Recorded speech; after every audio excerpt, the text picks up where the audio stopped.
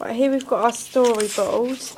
Now we've got a lot of, because what we originally started with, we were originally going to do Nero, and we were going to film in London, and we've done some filming in London, but instead we wanted to change the song choice, but we've still managed to keep some of the footage, so we've essentially recycled it, and the footage really goes well with our music video that we want to do. And the London Eye, for example, we wanted to have a shot of it and then the sun glaring through, and it looks really beautiful, and we haven't done it for too long so it doesn't go on and on and on and they get the idea, but we wanted, you know, like an establishing shot so the audience can immediately identify that they're in London.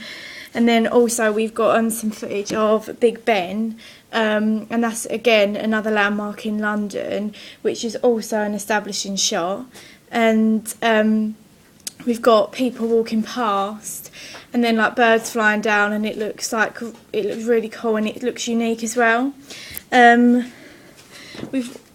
want to film we filmed at a church, and that's because at the start of our music video, even the song, it's got church bells, and we just thought it would look like we've incorporated and really thought about our music video. So we've put bells in with the church, and it just looks like a proper music video, like how it would be and everything.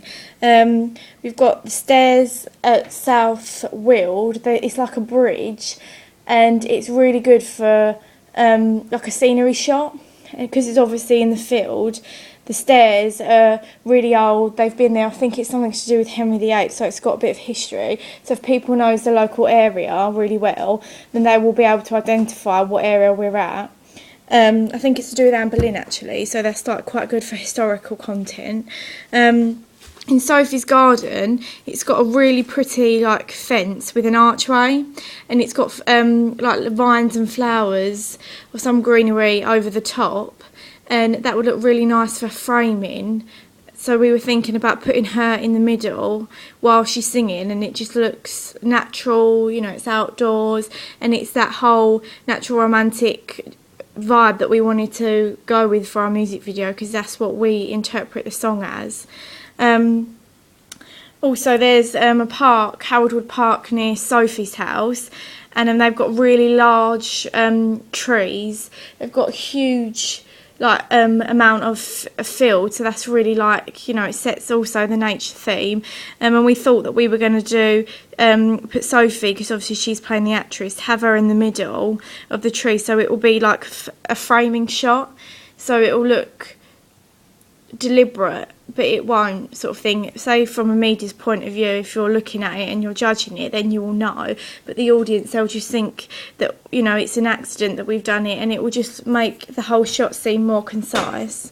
We want an extreme close-up of Sophie's face, so it's personal, and like, for example, people can see what makeup she's wearing, they can see like if the lip syncing is good, so we won't be able to make any mistakes obviously, because you'll be able to see it from a mile off.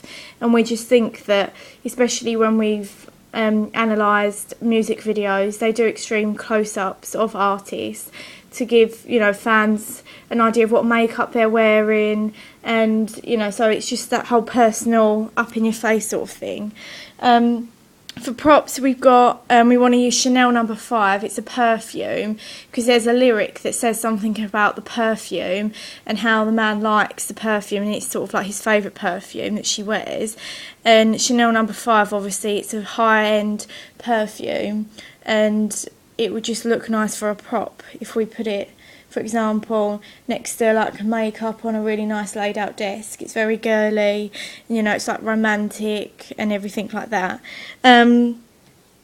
We want to go outside at the field, probably at Haroldwood Park, because it's more, there's less likely to be anyone else out there, and we want to go obviously on a sunny day, so we can take full advantage of, you know, the animals out and how the grass looks in the sunshine and everything like that. But we want to have Sophie sitting down, so it will be like it would probably be a mid length shot that we were hoping for, or we'd just get one of her lying down or sitting down. We're going to see how it looks on camera, but we'll probably do both, because then it's, you know, it gives like an atmosphere that she's relaxed, that it's peaceful, and then that again entails with, you know, how the song is and everything. We want to do a close-up of her lips, of her kissing, because again it's got a lyric in it to do with a kiss, and we would just think, because we want to wear, we want Sophie to wear red lipstick because it will go with like the whole retro theme. We want to have like her blowing a kiss to the camera, because we want the whole video to be personal, as if she's made the music video for her boyfriend. So when she's blowing a kiss, it will be like she's blowing a kiss to her boyfriend, but obviously it will be like she's blowing a kiss to her audience as well. Also, we want an eye, close up of an eye, and we were thinking about, because we were having like a little play about on the editing software, and we were thinking about doing an earthquake effect, and it looks really like cool. It's quite different to the genre of the song that we're in, but we think that we can challenge the conventions of our genre, so that will go well, and we can see if we'll make it work. And lastly, we want to have a vintage game in the music video, because obviously the song is called Video Game, so we want to take it literally and put a video game in there. But obviously Pac-Man is probably one of the most famous video games that there is out there, and that's been around for decades, and people still know it today, and people from, you know, who are of the older generation will recognise it, so that will extend our target audience.